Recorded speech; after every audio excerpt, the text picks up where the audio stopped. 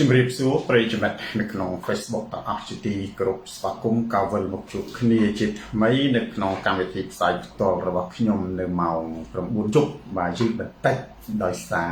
ជាប់ពិនិត្យហេតុមុននេះចុចបិទចុចផ្សាយផ្ទាល់ម្ដងហើយបិទឡើងវិញអញ្ចឹងស្វាគមន៍ប្រិយមិត្តដែលតែងទៅនាំមុខគេគឺប្រិយមិត្តទីបំផុតគិនស្រេងវិចិត្រសួនប្រិយមិត្តពេញភៀងបាទនឹងសង្ឃឹមថ្ងៃមួយ MC លើព្រមទាំងប្រិយមិត្តជាច្រើនរូបដទៃទៀតដែលកំពុងតាមដានទស្សនាការផ្សាយផ្ទាល់របស់ខ្ញុំនារាត្រីនេះខ្ញុំសូមបង្ហាញនៅរបៀបវគ្គតាមទម្លាប់ទី1គឺការបង្ហាញប្រធានបទទី2បកស្រាយប្រធានបទទី3សំណួរចម្លើយនិងផ្សេងប្រធានបទថ្ងៃនេះមាន2មុននឹងចូលទៅដល់ប្រធានបទទាំងពីរនេះប្រិយមិត្ត share វីដេអូនេះទៅកាន់ប្រិយមិត្តដទៃទៀតទូរទស្សន៍សូនតារាទៅដល់ទីណាការផ្លាស់ប្ដូរផ្នត់កំណត់ទៅដល់ទីនោះការផ្លាស់ប្ដូរផ្នត់កំណត់ទៅដល់ទីណាការយល់ដឹងទៅដល់ទីនោះ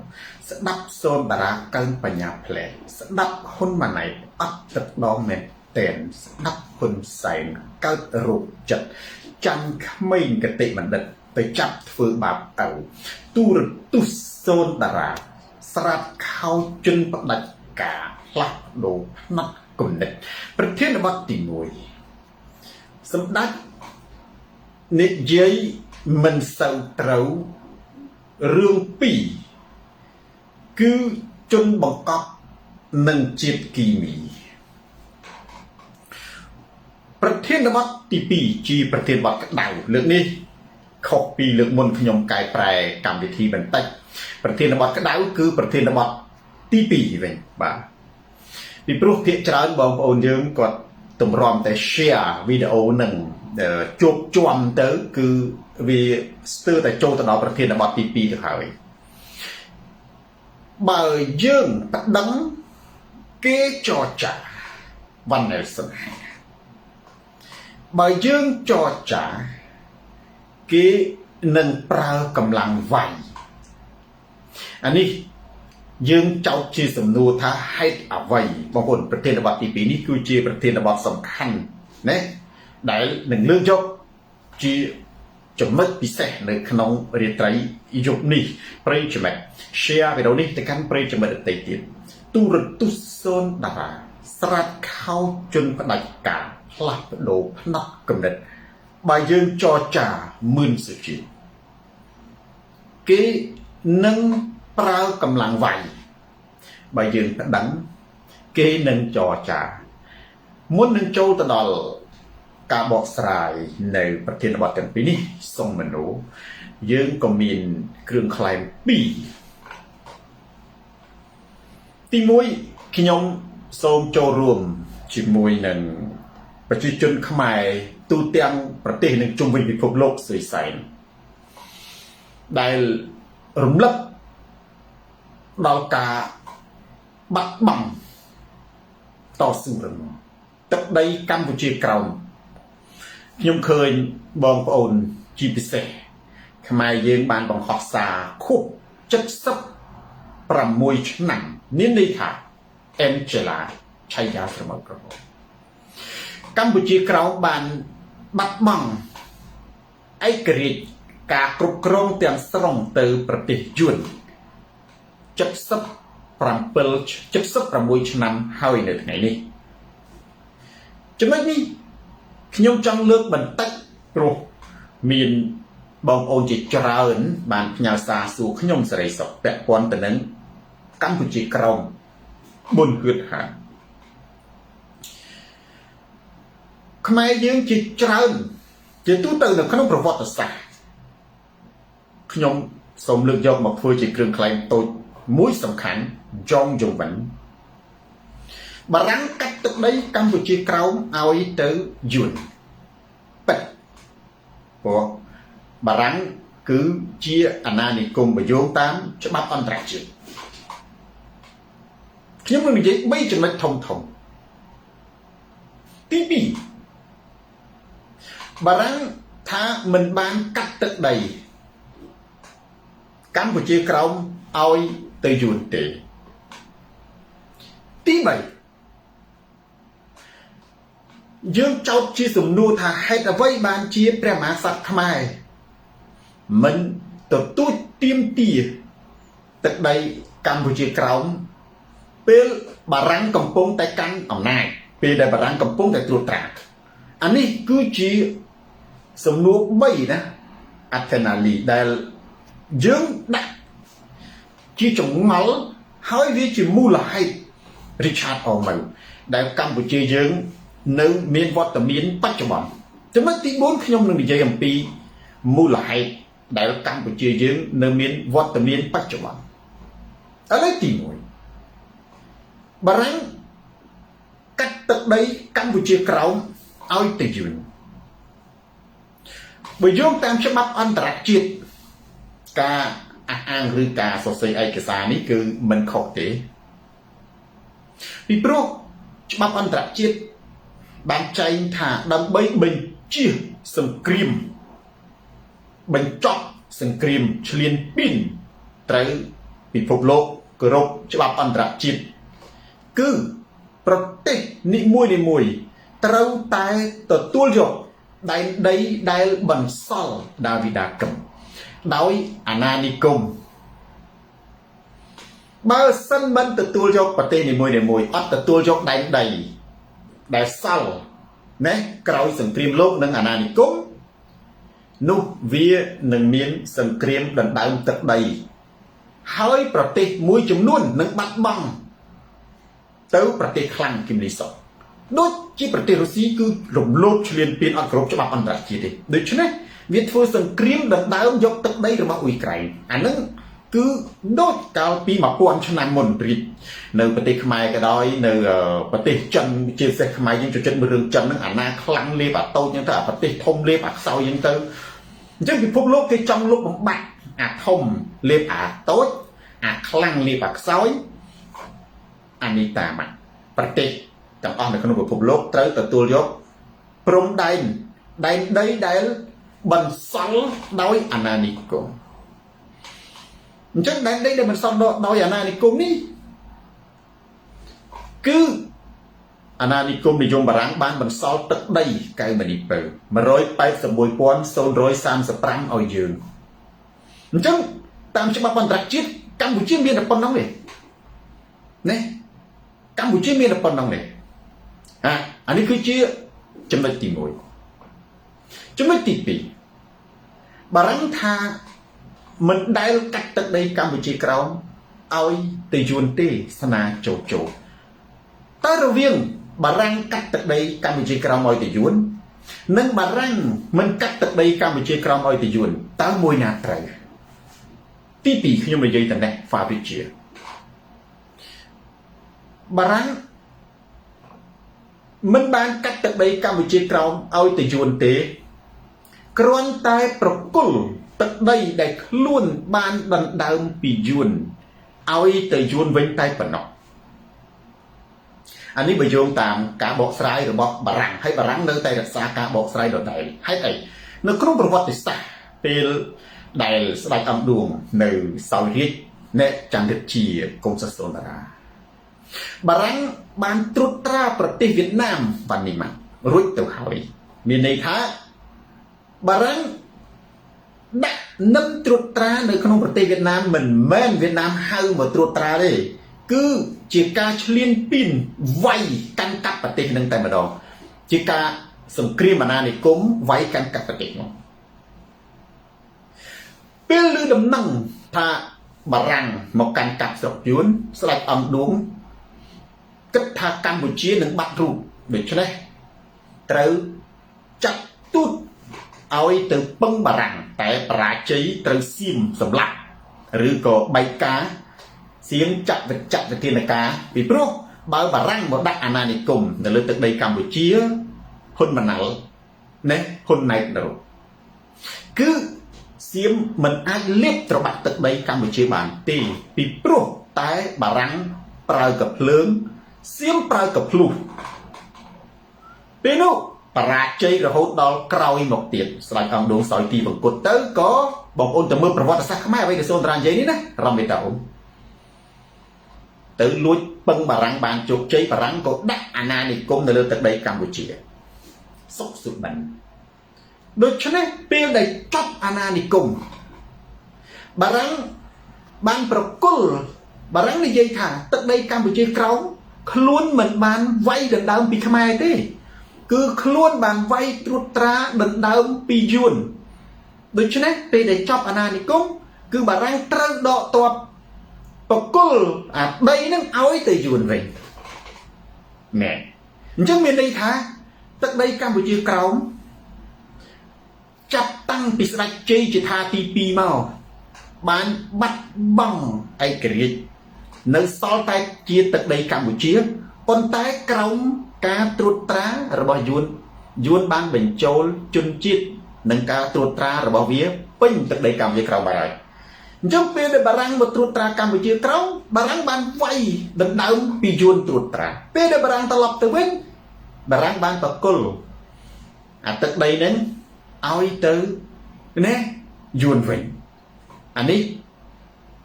chẳng bàn được riêng cháu chỉ số núa su thả ta mùi ná trầm trấu mùi ná mình trầm trấu bao sầm rạp nhóm nè tí tí trầm trấu chiếng tí tí trầm trấu chiếng mình đi thăm mày mình đây than trẻ bằng ổn và cả bộ sai rồi bọc nhóm bởi dương khăn hả nó bị sai nè khăn bộ sai bởi vì sai nè sau đi bộ sai dương bộ ấy rồi ọt từ hồi này và tới bởi dương khăn rồi thì nhóm nó chỉ trần nhóm chỉ ảm ở đây bộ sai nó trấu nhóm chỉ chụp quần nhóm chỉ nè Rossi hồi vì bà răng dễ cho bà hỏi thả luôn mình bán bật cố từ đây Campuchia kéo áo tới Việt Nam thế còn tạiពេលដែលខ្លួនចូលមកប្រទេសវៀតណាមបានវាយជាមួយវៀតណាមដណ្ដើមកាន់កាប់ទឹកដីកម្ពុជាក្រោមពេលដែលខ្លួនត្រឡប់ទៅវិញខ្លួនបានបកគលរបស់ដែលខ្លួនបានដណ្ដើមនឹងឲ្យទៅវិញណែអញ្ចឹងមានន័យថាម៉េចមានន័យថាអញ្ចឹងទឹកដីកម្ពុជាក្រោមនៅតែជាទឹកដីរបស់ខ្មែរដដែលអានេះបើនិយាយជាភាសាអ្នកខ្លាំងហើយបើយើងបើសិនជាអត់យោងតាមច្បាប់អន្តរជាតិស្វណ្ណរាគ្រាន់តែថាទឹកដីកម្ពុជាក្រោមពីមុនគឺជាទឹកដីខ្មែរដែលត្រួតត្រាដោយវៀតណាមក្រោយមកជាទឹកដីខ្មែរដែលត្រួតត្រាដោយបារាំងយើងមិនទៅទឹកដីខ្មែរដដែលទេតើបើនេះបើយោងតាមបារាំងណាបងប្អូនទីស្ដាប់តែនឹងអត់យល់ណាពូឌីសទួលសង្កែណែមានន័យថាកម្ពុជាក្រោមមិនមែនជាទឹកដីរបស់វៀតណាមទេវាគឺជាទឹកដីខ្មែរដែលវៀតណាមមកកាន់កាប់ដល់ទៅពេលបារាំងវាវាយវៀតណាមដើម្បីកាន់កាប់ទឹកដីហ្នឹងអាហ្នឹងដូចថាដូចឡានទៅឡានសូនតារាហ្នឹងត្រូវចោលកាន់កាប់មិនមែនរបស់ចោលទេណាប៉ុន្តែស្រាប់តែមានអាចោលមួយទៀតណោះវាមកកាន់កាប់ឡានហ្នឹងវាវាយអាចោលមួយទៀតទៅតាមកាន់កាប់ឡានតែឡានរបស់សូនតារាដដែលសុកវិសិទ្ធដល់ទៅវាត្រឡប់ទៅវិញវាឲ្យអាឡានហ្នឹងទៅអាអ្នកដែលវាវាយកាន់កាប់អញ្ចឹងដូចគ្នាបងប្អូននរាហៀងទឹកដីកម្ពុជាក្រោមបើយោងតាមបារាំងគឺនៅតែជាទឹកដីខ្មែរដដែលគ្រាន់តែថាពីមុនវាគឺជាទឹកដីខ្មែរត្រួតត្រាក្រមអាណានិគមយួនក្រមអាណានិគមយួនព្រោះស្ដេចជ័យយថាមានបានកាត់ឲ្យណាស្ដេចជ័យយថាគាត់នឹងឲ្យខ្ចីហាត់ទ័ពវឹកទ័ពទៅតើពូយេចត់គាត់នឹងឲ្យខ្ចីធ្វើកសិកម្មស្បៀងដើម្បីវាយជាមួយចិនតើព្រោះធ្វើម៉េចឲ្យក្មេងមិនហ្នឹងប្រពន្ធពឹងឲ្យក្មេងត្រូវជួយឲ្យក្មេងយតាបូណាស្ដេចជ័យយថាមិនបានកាត់ទឹកដីកម្ពុជាក្រោមយួនទេនិយាយច្បាស់ស្ដេចជ័យយថាសកុនតរីគឺឲ្យក្មេងខ្ចីហាត់ទ័ពនិងកសិកម្មដើម្បីចិញ្ចឹមសេដ្ឋកិច្ចវាយជាមួយចិនប៉ុន្តែសំខាន់ណាស់នោះខ្ចីវាមិនព្រមសមដល់តែពេលបារាំងមកបារាំងវាវាយទៅតាមពីរបស់ហ្នឹងអញ្ចឹងបាទមានន័យថាទឹកដីខ្មែរដែលក្រោមអាណានិគមយួនវាទៅជាទឹកដីខ្មែរក្រោមអាណានិគមវៀតណាមក្រោមអាណានិគមបារាំង ពេលដែលបារាំងត្រឡប់ទៅវិញអានឹងវានៅតែទឹកដីខ្មែរក្រោមអាណានិគមយួននៅដែរប៉ុន្តែដោយសារតែចំណុចទី3សំខាន់ទៀតឃើញទេអានេះបងប្អូនយល់តើណែចំណុចទី3ជាសំណួរដែលខ្ញុំលើកឡើងមិញបងប្អូនចាំថាឆ្ងល់ចិនដាខឹមខ្ញុំឆ្ងល់ថាហេតុអីបានជាកម្ពុជាយើងក្នុងអំឡុងពេលដែលបារាំងកំពុងតែត្រួតត្រាណាមិនទៀមទាយកទឹកដីកម្ពុជាក្រោមណាខ្ញុំឆ្ងល់ហ្នឹងមិនក៏មិនទៀមទាយកទឹកដីកម្ពុជាក្រោមមិនក៏មិនប្រាប់បារាំងមិនក៏មិនធម្មតាមិនងាយមានឱកាសទេបងប្អូនណាទឹកដីបានមកធ្វើសង្គ្រាមបារាំងដាក់អាណានិគមហើយខ្ញុំអត់បានមានឯកសារណាមួយដែលបញ្ជាក់ថាបកូនណាចំនួនមុនហ្នឹងមិនមែនចំនួនសេអនុទេចំនួនពេលដែលបារាំងដាក់ភ្លាមហ្នឹងត្រូវប្រាប់ថាអាហ្នឹងទឹកដីខ្មែរយ៉ាងហោចណាស់គូបារាំងទៅហ្នឹងណាវាមានអំណាចយ៉ាងហោចទៅក៏វាកាត់5ខេត្តអីមកដែរបងប្អូនណាវានេះគីតូវាកុំឲ្យតលងមូលពេកហើយយើងបានមកភាកដែរខ្មែរយើងមកនិយាយចេះទៅវិញសុំទោសមានពេលខ្លះណាយើងមិនថាទេវាយើងនិយាយថាសំនឹងរលាយទឹកដីមែនបងប្អូនណាដូចជាថាទេវតាបង្កើតមនុស្សមកដូចថាគិតតែពីផឹកស៊ីជ្រៀងរំសបាយអត់មានគិតថាទឹកដីនឹងវារិចទឹកដីបាត់ទេសំតែសុំតែគេសុំគេសុកលើកលែងតែអានឹងបរិយាកាសសុកបងប្អូនដូចខ្ញុំថាកុំបន្លាចមនុស្សឲ្យខ្លាចសង្គ្រាមណាលៀបសូហ្វីបើសិនបរទេសជុំវិញខ្លួនយើងនឹងវាសុទ្ធតែជាយៈមិនទេយើងត្រូវខ្លួនយើងខ្លាំងបើអត់ទេអានឹងវាលេបជុំវិញនឹងលេបខ្ទេចចឹងណាអានេះបងប្អូនខ្ញុំយល់ឃើញថាបើសិនជាជំនាន់អាណានិគមនិយមបារាំងមេដឹកនាំខ្មែរនាំគ្នាកុំប្រឆាំងជាមួយបារាំងប៉ុន្តែត្រូវទៅបញ្ចុះបញ្ចូលបារាំងឲ្យទៀមទាទឹកដីកម្ពុជាក្រោមហើយនឹងខេត្តខ្មែរប្រខេត្តខ្មែរបារាំងយកបានវិញខ្លះនៅថៃដាក់នឹមត្រួតត្រាដូចជាបាត់ដបងណាដាងខៅកំពង់ធំសៀមរាបអានោះបារាំងទៅយកបានវិញចឹងបានជាយើងច្បាប់អន្តរជាតិបន្សល់នៅដែនដីអាណានិគមសិទ្ធិសញ្ញាបារាំងស៊ីមដែលខ្ញុំនឹងនិយាយបន្តិចទៀតនេះចំណុចនេះចំណុចចុងក្រោយខ្ញុំនៅតែអរគុណបារាំងបងប្អូនពិចារណាមើលទន្លេមេគង្គជាព្រំដែនរួមខាងលិចជាទឹកដីថៃមានចាប់ក្រុងភ្នំពេញមកទឹកដីថៃខាងកើតចាប់ពីអ្នកលឿងទៅនេះគឺជាទឹកដីយួនណាកំពង់ចាមមកកណាត់ក្តាក់ខេត្តត្បូងឃ្មុំនេះទឹកដីរបស់យួនណាប៉ុន្តែស្ដេចអង្គឌួងគាត់នឹកឃើញបងប្អូនណាគាត់នឹកឃើញរឿងហ្នឹងណាចឹងបានមានន័យថាខ្មែរយើងត្រូវតែមានអ្នកមិនចេះច្បាំងប៉ុន្តែគំនិតស្ដេចអង្គឌួងខ្លាំងណាគំនិតស្ដេចអង្គឌួងខ្លាំងណាបើគ្មានបារាំងខ្ញុំនៅនិយាយចុងក្រោយត្បិតយើងបាត់បង់កម្ពុជាក្រោមខ្ញុំទទួលស្គាល់បើគ្មានបារាំងដាក់អាណានិគមកុំថាឡើយកម្ពុជាក្រោមដែលបាត់បង់កម្ពុជាបច្ចុប្បន្នក៏មិនសល់ដែរប្រិយមិត្ត share វីដេអូនេះទៅកាន់ប្រិយមិត្តដទៃទៀតភក្ត្រាស្មោះស្ម័គ្រទូរទស្សន៍សូនតាសំណាងកែវស្រេចខោជន់ផ្ដាច់ការផ្លាស់ប្ដូរផ្នត់គំនិត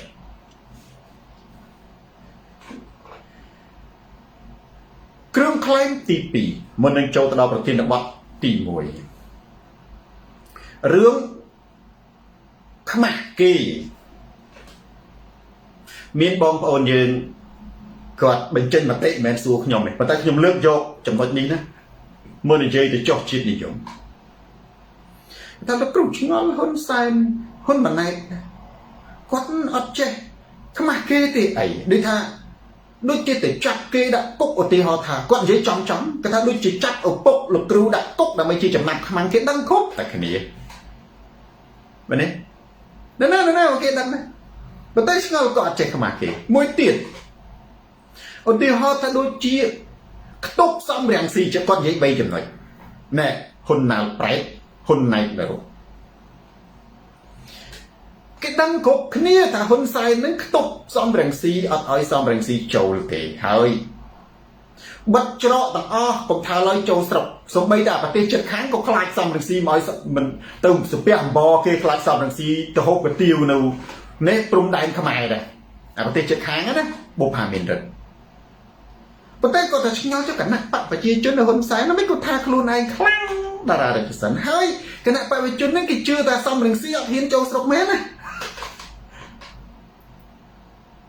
TV ហើយមួយទៀតគាត់ថាឥឡូវនេះគ្រូឃើញ account ខ្មោច account ខ្មោចខ្ញុំបាត់ហៅ account ខ្មោចឯព្រោះនឹងវាបងប្អូនហើយបានខ្ញុំមិនហៅ account ខ្មោច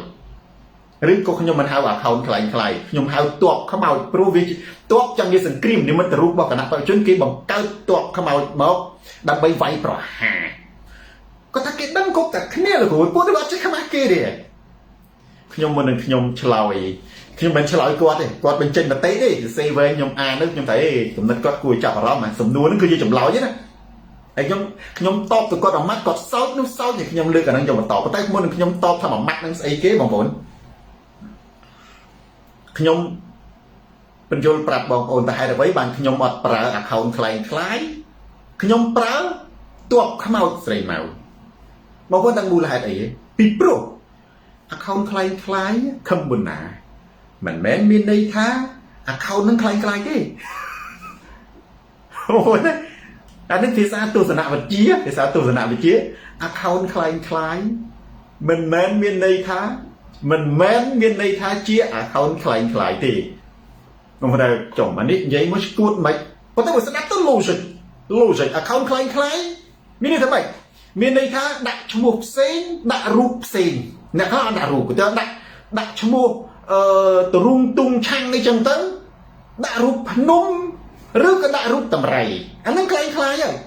ប៉ុន្តែ account ហ្នឹងមិនមែនខ្លាំងទេមានន័យថាម៉េចមនុស្សលេងប៉ិតលេងបងប្អូននេះចឹងបានស្ដាប់ពាក្យសូនតារាមួយជាពាក្យវិទ្យាសាស្ត្រមិនចេះតែនិយាយតែផ្ដាស់ទេណាផ្កាកែវបងប្អូនមិនចឹងនៅក្នុងនេះស្ទើរតែសម្បូរ account ខ្លាំងប៉ុន្តែមនុស្សលេងបងប្អូនណាមនុស្សប៉ិតហេតុអីសន្តិសុខសុវត្ថិភាពពីព្រោះស្រុកនោះបងប្អូនគឺដេញវាមិនដែលអាណាទៅសរសេរក្នុង Facebook ស្រុកនេះឯងចង់សរសេរចង់អីទៅលើកលែងតែរឿងអីឧក្រិដ្ឋកម្មអីគឺគេទៅចាត់ដល់ផ្ទះណាអញ្ចឹងដើម្បីសុខសុវត្ថិភាពមនុស្សត្រូវបង្ខំចិត្តលេង account ខ្លាំងមានន័យថាមនុស្សពិតលេង account ខ្លាំងរស់មិនយូរជន់ផ្ដាច់ការអញ្ចឹង comment របស់ account ខ្លាំងគឺជាទស្សនៈរបស់មនុស្សមិនមែនជា account ខ្មោចទេមិនមែនជា account ខ្មោចទេហើយមិនចឹងដែរមនុស្សពិតណាអញ្ចឹងមិនសូនតារាគោរពហនប៊ុនហឿនគឺសូនតារាគោរពអ្នកដែលប្រើប្រាស់ account ខ្លាំងបញ្ចេញមតិសូមទទួលយកការគោរពពីសូនតារាហេតុអីពីព្រោះមនុស្សនឹងមនុស្សល្អណាបងប្អូនថាលោកគ្រូបើល្អមិនខ្លាំងមនុស្សអង្គគឺមនុស្សដាក់រូបពិតដើរអត់ប្រយោជន៍ចាស់និយាយរឿងអត់ប្រយោជន៍អានឹងគឺហៅថាអត់ប្រយោជន៍ចាស់បងប្អូនមនុស្សដែលឈឺឆ្អាលសង្គមគ្នាមិនហ៊ានដាក់រូបពិតបងប្អូនពិចារណាមើលគ្នាបេះដូងគ្នាមិនស្ងប់ជាមួយនឹងអយុត្តិធម៌ណាឯកឧត្តមសៀមប្រាប់ដូច្នេះ